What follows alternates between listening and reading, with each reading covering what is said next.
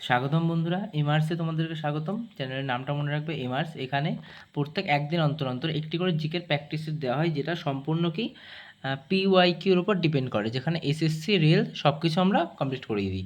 তো এখানে দেখো, আজকে তোমাদের প্র্যাকটিস সেট রেডি এখানে, তো আমরা এক্ষুনি শুরু করব। তো চলো বেশি কথা না বলে আমরা শুরু করি। তো ফার্স্ট কোশ্চেন কি আছে? বিআরও। বিআরওর ফুল ফর্ম কি? Border road organisation. এর কাজ কি? বিআরওর কাজ হচ্ছে যত আমাদের বর্ডার সাইড আছে, যেমন ধরো পাকিস্তান বর্ডার, বাংলাদেশ বর্ডার, এই সব সাইডে যত রাস্তা হয় সব বিআরও তৈরি করে। আর নর্মাল জায়গায় কী করে? এনএইচএআই। এনএইচএআই এই সংস্থার রাস্তা তৈরি করে। এনএইচএআই তৈরি হয়েছিল কত? 1988-এ। 88 কাজ শুরু করে। বর্তমান এনএইচএআর তোমার চেয়ারপারসন বা মন্ত্রী বলো, মন্ত্রী আছেন নীতিন গাডকারিজি। তো আমরা জানবো যে বিআরও কত সালে বিআরও কত সালে স্থাপিত হয়। তো বিআরও স্থাপিত হতে বলেছে 1960 সালে।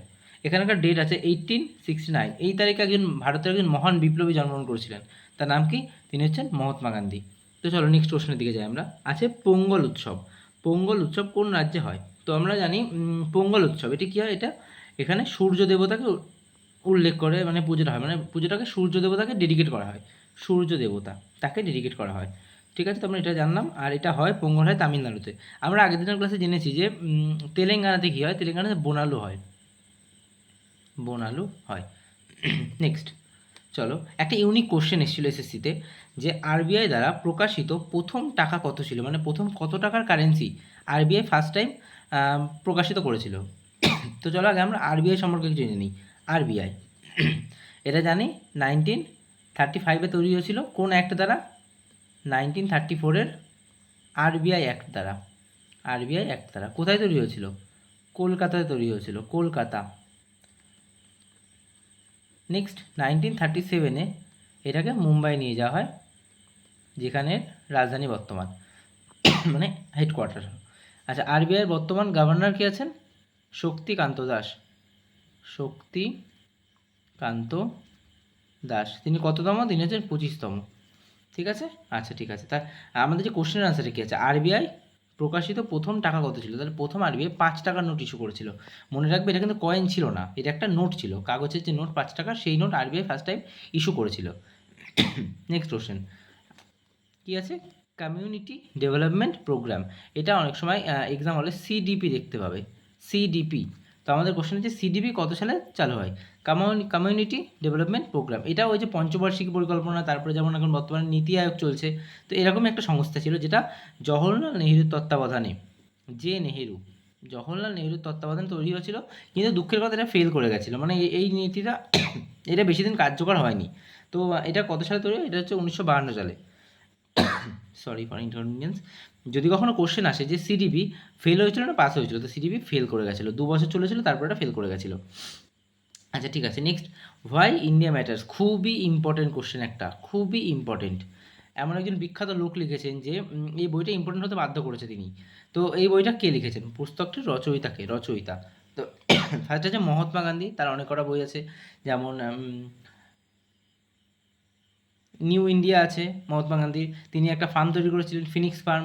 ইন্ডিয়ান ওপিনিয়ন আছে তার। আচ্ছা নেক্সট অরুন্ধতী রায়, একজন বিখ্যাত লেখিকা, যার একটা বিখ্যাত বই হচ্ছে the god of small things. The god of small things. Bimal Jalan, ইনিও খুব একজন বিখ্যাত রাইটার। ইনি কি লিখেছেন? The future of India. The future of India. তো এই বইগুলোর নামগুলো নোট করে নেবে। আর এই বইটার রচয়িতা হচ্ছে এস জয়শঙ্কর। তিনি হচ্ছে আমাদের বিদেশ মন্ত্রী, তিনি আমাদের ফরেন মিনিস্টার এস জয়শঙ্কর। তিনি এই যে হোয়াই ইন্ডিয়া ম্যাটার্স এই পুস্তকের রচয়িতা লিখেছেন বইটা। ঠিক আছে, নেক্সট হচ্ছে কি খারদুংলা পাস। খারদুংলা পাস কোথায় অবস্থিত? তো খারদুংলা পাস তোমরা সবাই জানো, এটা অবস্থিত লাদাখে। তো খারদুংলা পাস অবস্থিত লাদাখে। আচ্ছা নেক্সট, মানে আমরা চেষ্টা করছি যে খুব কম সময়ে কত কত বেশি কোশ্চেন করা যেতে পারে, তো যাতে অল্প টাইমে তোমাদের এক্সাম হলের বাইরে তোমরা কোশ্চেনগুলোকে রিভিশন করে নিতে পারো। প্রত্যেকটা এসএসসি পিওয়াইকিউ তো যে কোনো পরীক্ষায় তোমাদের কাজে লাগবে। তো নেক্সট কোশ্চেন কী আছে আমাদের? Casting vote. কাস্টিং ভোট কততম অনুচ্ছেদে আছে? আর্টিকেল। কততম? আর্টিকেলে আছে। তো এখানে ইম্পর্টেন্ট কিছু আর্টিকেল আমি দিয়ে রেখেছি অপশানের মাধ্যমে, যেমন হচ্ছে 93। 93-তে কী আছে? স্পিকার আর ডেপুটি স্পিকার। তাহলে স্পিকার আর ডেপুটি স্পিকার, এখানে লেখার জায়গা কম, তো তোমরা একটু বুঝে নিয়ে বলে দিচ্ছি। 93-তে কী আছে? স্পিকার আছে, ডেপুটি স্পিকারের পদের উল্লেখ করা আছে। সেরকম 52-তে কী আছে? প্রেসিডেন্ট, ভারতের রাষ্ট্রপতি, মানে ভারতে একটা রাষ্ট্রপতি থাকবে, এই কথাটার উল্লেখ আছে কত, আর্টিকেল 52-তে। এখানে একটা আর্টিকেল আছে 108, এটা কি, এটা হচ্ছে জয়েন্ট সেশন, মানে যৌথ অধিবেশন। মানে সংবিধানে কোনো একটা জিনিস নিয়ে যদি মানে দ্বন্দ্ব বাঁধে রাজ্য আর কেন্দ্রের মধ্যে, তাহলে কী হবে, রাষ্ট্রপতি জয়েন্ট সেশন রাখবেন 108তম আর্টিকেলের মাধ্যমে, এবং সেই সমস্যাটাকে মেটানোর চেষ্টা করবেন। তো এটাই হচ্ছে জয়েন্ট সেশন, যেটা 108তম আছে। এখানে ডাকেন কে, এটা আহ্বান করে প্রেসিডেন্ট, কিন্তু ইম্পর্টেন্ট যেটা এখানে সভাপতিত্ব করেন লোকসভার স্পিকার, লোকসভার স্পিকার। আর এই যে কাস্টিং ভোট, আগে জানি, তাহলে জেনে নিই একটু কাস্টিং ভোটটা কি। কাস্টিং ভোট হচ্ছে যখন সংসদে কোনো বিল পাস হচ্ছে, এবার সাপোজ ধরে নাও যে সংসদে 100 জন আছে, সরি 101 জন আছে, 101 জন আছে, তার মধ্যে 50 জন ধরো একজনকে মানে বিলটার পক্ষে ভোট দিয়েছেন, আর 50 জন বিলটার বিপক্ষে ভোট দিয়েছেন। তো এই সময় যখন ম্যাচটা ড্র হয়ে গেল, বা এই যে বিলটা ড্র হয়ে গেল, তখন লোকসভার স্পিকার তিনি তার ভোট যেদিকে দেবেন সেই দল জিতে যাবেন। ধর একে দিলে এই দল জিতবে, একে দিলে এই দল জিতবে।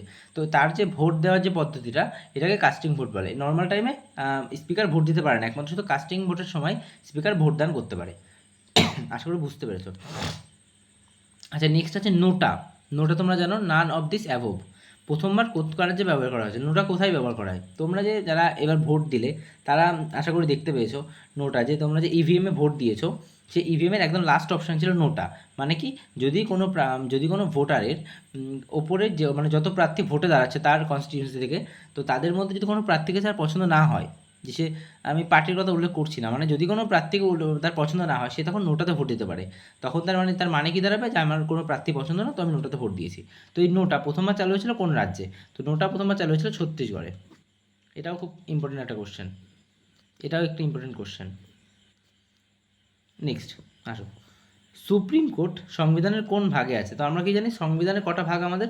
সংবিধানের 25টা ভাগ।